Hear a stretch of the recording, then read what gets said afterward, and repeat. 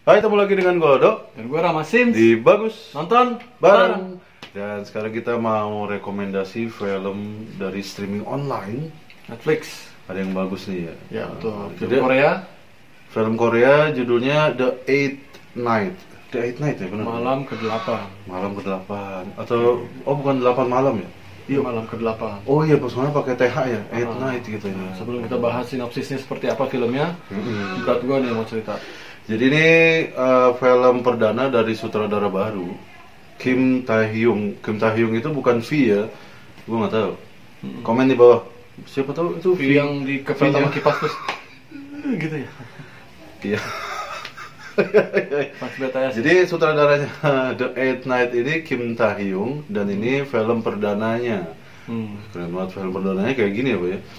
Terus ini diperankan oleh Lee Sung Min. Lee Sung Min itu udah banyak filmnya, Pak. Banyak banget ya. Banyak Itu banget. kayak Sheriff Town. Sheriff Town, terus The Witness. The Witness. Ya. The Eyewitness. Eyewitness. The Eyewitness. The Beast. The Beast, banyak banget. Terus pemeran selanjutnya Nam Darum. Nam Darum ini drama Korea. Drakor. Terus Kim Yoo Jung. Kim Yoo Jung ini juga drakor juga. Terus sama Park Hae Jun. Park Hae Jun ini kalau kalian The World of Merit ya. Oh. Dia ini yang jadi bapak-bapak ya sama ibu-ibu yang nonton. The World of Merit itu yang jadi suaminya. Suami yang tukang selingkuh. Ya. Dan lanjut ke sinopsisnya atau ceritanya. Lu mau ceritain seluruhnya apa sinopsisnya aja? Nah, sinopsisnya aja kali Sinopsisnya ya. aja ya. Begini. Jadi dikisahkan Buddha itu menjaga dalam suatu kapsul mata merah dan mata hitam, Pak. Gitu. Nah, diramalkan suatu saat si mata merah ini Menemukan akan keluar dari melalui tangan manusia.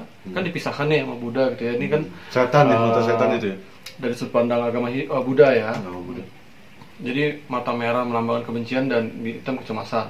Nah, si mata merah ini akan dikeluarkan oleh manusia dan menuju ke mata hitam melalui 7 pijakan. Nah, 7 pijakan ini serem, Pak.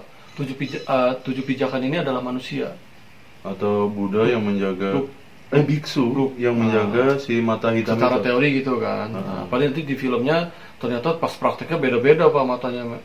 Yang diincar adalah orang-orang yang kalian harus nonton. Siapa aja yang diincar sama mata merah. Dan lanjutnya ceritanya Jadi ceritanya mengisahkan tentang seorang biksu tua, ya kan, yang tadi diperankan tadi ada di Lee awal. Sung Min ya yang diperankan oleh bukan yang satu ada lagi. biksu tua, ada biksu muda. Nah, dikisahkan si biksu tuanya ini akhirnya meninggal, menyisakan si biksu muda ini dengan sejumlah urusan yang harus diselesaikan. Dia akhirnya berangkat pergi ke kota mencari biksu yang lainnya, yaitu Lee Sung Min. Lee Sung Min. Lee Sung Min. Banyak kelucuan terjadi karena di sini kan dia nggak bisa ngomong ya segala macam terus begini-gini. Nah, pada waktu yang bersamaan di daerah mereka tempat tinggal itu banyak terjadi pembunuhan atau kayak banyak mayat-mayat yang setelah meninggal itu kayak mumi, Pak. Kalau nggak salah Incheon ya? Ya, di Incheon. Lokasi syutingnya Incheon sih, gue nggak tahu kalau dalam film. Nah, mayat-mayat yang seperti mumi ini bertebaran di mana-mana. Polisi cuma bisa tahu ini pelakunya sama deh. Gitu. Tapi nggak tahu kenapa bisa jadi kayak kering begitu ya, kayak begitu. Mereka tuh pojokan lah ya, kayak kucing mati gitu, pojokan gitu. Dan terus-terusan ya, Pak, bergantian. Maksudnya tuh abis ini dia ke sini, terus meninggal. Terus polisi ini selalu berada selangkah di belakang Lee Sung Min sama si biksu muda. Nah, Lee Sung Min sama biksu muda terus berjalan untuk mencari si penyihir tua. Gitu. Cenayang. Penyihir perempuan. Cenayang perempuan. Ya, cenayang perempuan. Cenayang perempuan ini diramalkan pijakan terakhir dari si iblis tersebut. Betul. Misinya begini, misinya si biksu muda Lee Sung Min adalah yang mengerikannya. Mereka harus melenyapkan pijakan terakhir si mata merah ini. Memutuskan rantainya. Atau dengan kata lain dia harus membunuh si cenayang perempuan. Gitu. Betul. Seiring berjalan cerita, ternyata teori praktek nggak sesuai sama teori ya, gitu ya. Lee Sung Min terus berpisah dengan biksu muda karena dianggapnya berbahaya. Biksu muda akhirnya pergi menyelesaikan misinya sendiri bersama si perempuan yang dia kira si cenayang perempuan itu. Perempuan yang dikira cenayang perempuan. Sebenarnya itu twistnya ya. Cuman kalian kalau kita mau spoiler ya nggak apa-apa. Ya hantu dia sebenarnya. Jadi dia si cenayang perempuan yang diketemu sama si biksu muda Namderem ya, yang dimainkan nama Namderem ini, ternyata itu nggak ada. Ternyata itu perempuan atau anak perempuan yang diangkat anak sama arkeolog pertama yang membuka mata hitam mata merah gitu. Ya. Sebenarnya dia udah nggak ada ya. Ya. Itu setan. Jadi udah diatur semua sama takdir ya. Gitu. Selanjutnya terakhirnya Pak. Nah, jadi sementara detektif ini udah ngikutin jejaknya sana sini sampai temannya sendiri berubah menjadi salah satu dari pijakan tersebut. Betul. Menjadi matanya menjadi merah sebelah gitu. Temennya detektif ya?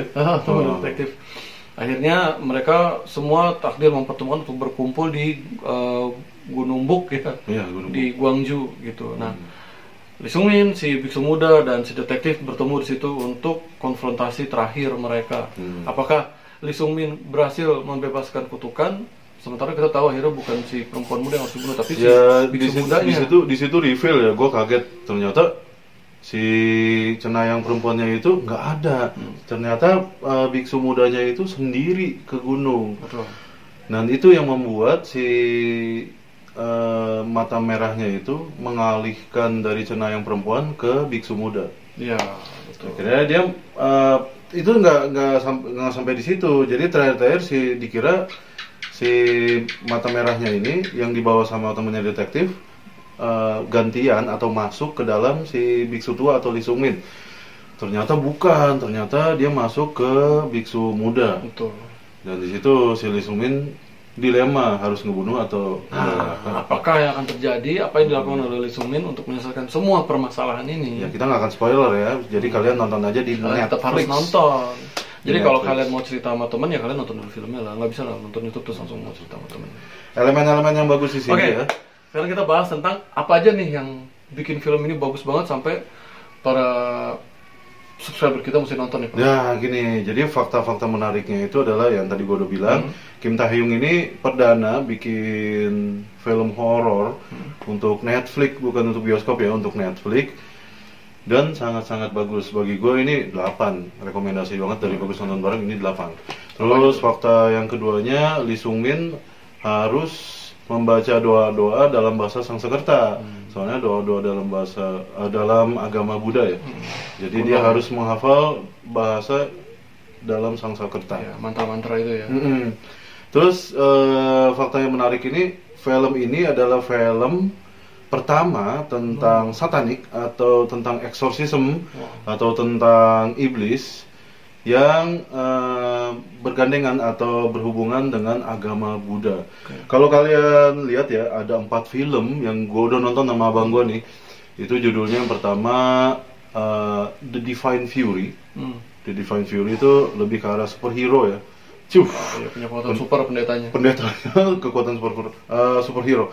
Terus The Priest ini ya ada dua pendeta, ada 2 pastor, yang muda sama yang tua sama muda. Beda gitu. Pemikiran, eksorsisme tuh. Beda cara untuk menyelesaikan masalah lah. The Priest. Terus Sefaha atau The Fifth Finger ya? The Sixth Finger. The Sixth Finger. Jadi ada 6 berat tuh. Gila. Jadi itu menceritakan tentang sekte yang ada di agama Buddha. Betul. Tapi dari sudut pandang agama Kristen. Terus yang keempat ini Metamorphosis.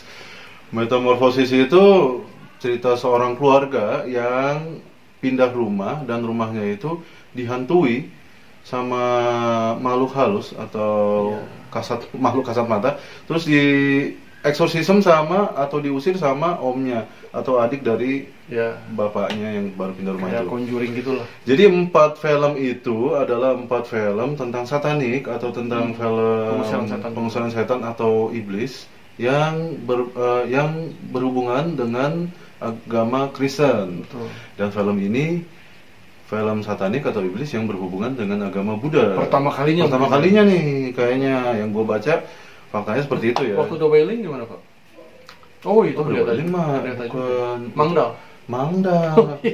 Jadi mungkin bedain ya antara Buddhis atau Buddha sama kepercayaan atau Mangdal. Kalau disebut di sananya dukun. Ya. Dukun gitu. Jadi itu fakta-faktanya. Terus tadi ya. elemen-elemennya itu bagus banget. Nah sekarang mulai dari yang keren di film ini nih. Mulai dari atmosfernya. Kalau kalian udah nonton The Wailing, dan The Wailing sutradara itu mau bikin film lagi ntar bulan Juli, judulnya Medium. Wow. Jadi kalau kalian ntar tunggu, tapi kalian bisa nonton ini dulu ya, The Eighth Night. Jadi itu atmosfernya dapat Pak, gila, sinematografinya gila, epic, mantap banget, epic. Jadi horor banget.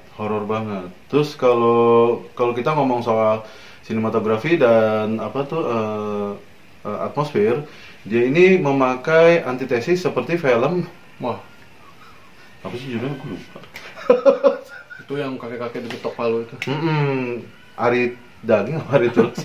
Yang itulah ya, yang bikin film, aduh lupa judulnya tuh. Jadi kalau antitesis maksudnya gini ya, kenapa gue bilang antitesis? Jadi kan biasanya kengerian atau horor di dalam suatu film itu dibuat dalam kondisi malam hari. Tapi di film ini, The Eighth Night ini, kengerian dan horornya itu dibangun dalam kondisi siang hari.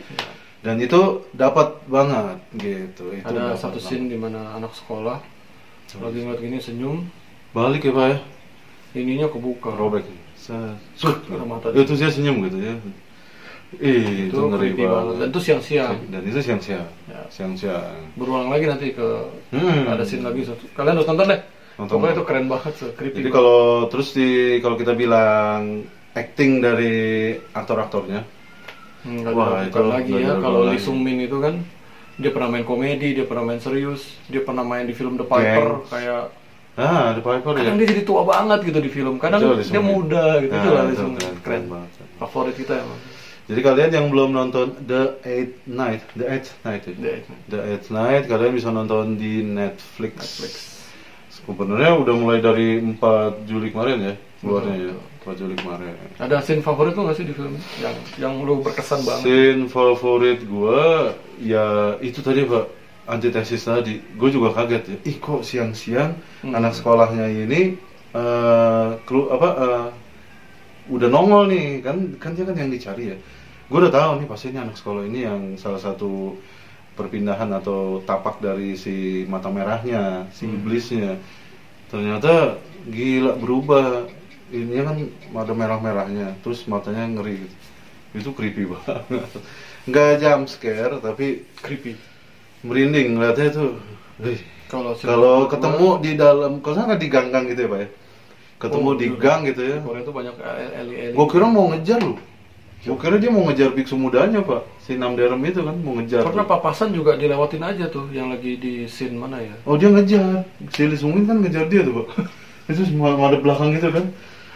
Itu udah malam cuman itu adegan paling favorit ya. Creepy-nya dapat siang-siang. Favorit gue yang lagi Lee Sung Min tidur terus dimasukin permen sama si biksu mudanya gitu kan. Oh iya. Itu keren banget sih. Nunjukin respect sama yang lebih tua, karena kan dia juga katanya biksu Lee Sung Min ini diabetes mellitus gitu. Nanti dia di ujung scene emang kalau Korea bikin suatu detail itu pasti kepake ke depannya. Betul. Itu film-film Korea bagusnya di situ. Tapi yang paling overall dari semuanya gue atmosfer sama sinematografinya itu keren banget. Kalau gue acting sih. Memang kalau kita bicara The Eighth Night ini filmnya nggak seperti film Korea biasa ya Pak ya. Betul banget. Jadi twistnya itu nggak berasa kayak terus ceritanya juga nggak ribet banget. Ceritanya simpel banget. Ngebangunnya juga nggak terlalu lambat dan tidak terlalu yang duduk. Soalnya bukan thriller kan. Cuman ada satu yang bagi gue plot hole. Bagi gue bukan plot hole ya, nggak unnecessary nggak juga. Yang detektifan yang tahu di atas. Conclusion ya. Emang semua film bagi gue udah nonton 100 lebih film Korea, bukan drakor ya, film misteri, thriller Korea. Jadi paling susah itu dan Amerika ya. Udah banyak film Amerika dan Indonesia juga. Paling rumit itu bikin conclusion itu terakhir awal sampai tengah.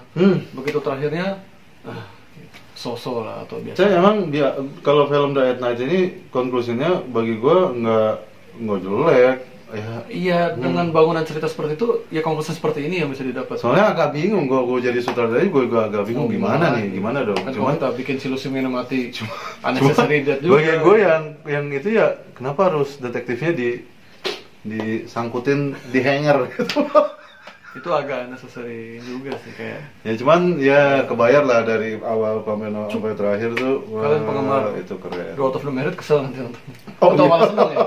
Atau malah senang? Oh iya malah seneng. Ibu-ibu malah seneng. Mam, Sepatu. tit gitu digantung di hanger gitu ya. Jadi film ini ya menangnya ya bagi gue sinematografi sama atmosfernya. Kalau buat gua soundtrack background musiknya sama actingnya itu yang Oh, iya. yang bikin kalian harus nonton Ya. film ini, The Eighth Night. The Eighth Night. Unik film ini. Ya, jadi kalian nonton di Netflix ya. Dan setelah ini kita akan ngomongin juga film Amerika terbaru yang dikeluarkan oleh streaming online juga, yaitu Amazon. Luar biasa ya. Amazon Film. Gimana Amerika mempertahankan tradisi-tradisinya di film. Betul. Nggak sabar ya kita bahas satu lagi. Ya. Jadi ntar kita ketemu lagi dengan gua Odot Dan gue Rama Sims. di Bagus Nonton Bareng.